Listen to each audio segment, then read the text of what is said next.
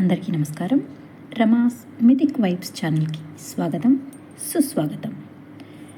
మనం కథలు చెప్పుకుంటున్నాం కదా. ఈరోజు కథ అసలైన ధనవంతుడు. పుస్తకాల సంచితో నడుచుకుంటూ పాఠశాలకు వెళ్తున్నాడు అనంత్. బడికి సమీపంలోని ఓ చెట్టు కింద ఓ ముసలాయన కూర్చుని ఉన్నాడు.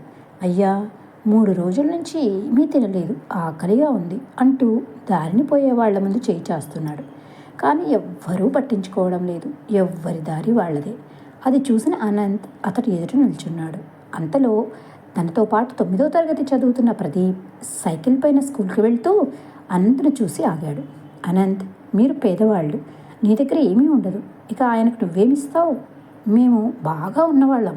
లంచ్ టైంలో ఏమైనా కొనుక్కునేందుకు నేను ఇంటి దగ్గర నుంచి డబ్బు తెచ్చుకున్నాను, అందులో నుండి నేను ఇస్తానులే అంటూ తన జేబులో నుంచి డబ్బులు తీసి ముసలాయన చేతిలో పెట్టి వెళ్ళిపోయాడు ప్రదీప్.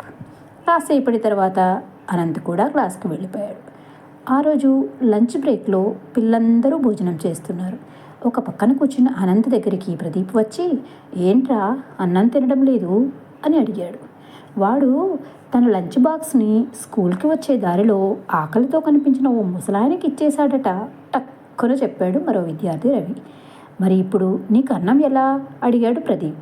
ఒక్కపూటే కదా, పర్వాలేదు. ఆ తాత పాపం 3 రోజుల నుంచి ఏమీ తినలేదట, అందుకే నేను తెచ్చుకున్నది ఇచ్చేశాను.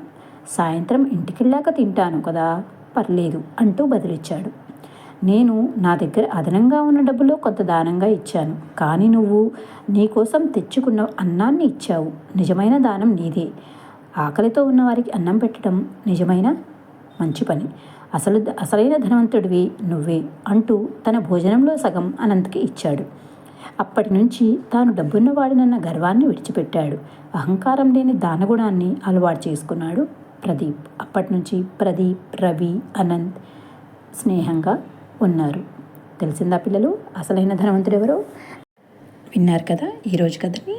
ఇటువంటి మంచి మంచి కథల కోసం please like, share, subscribe my channel Rama's mythic vibes. సర్వేజన సుఖినో భవంతు.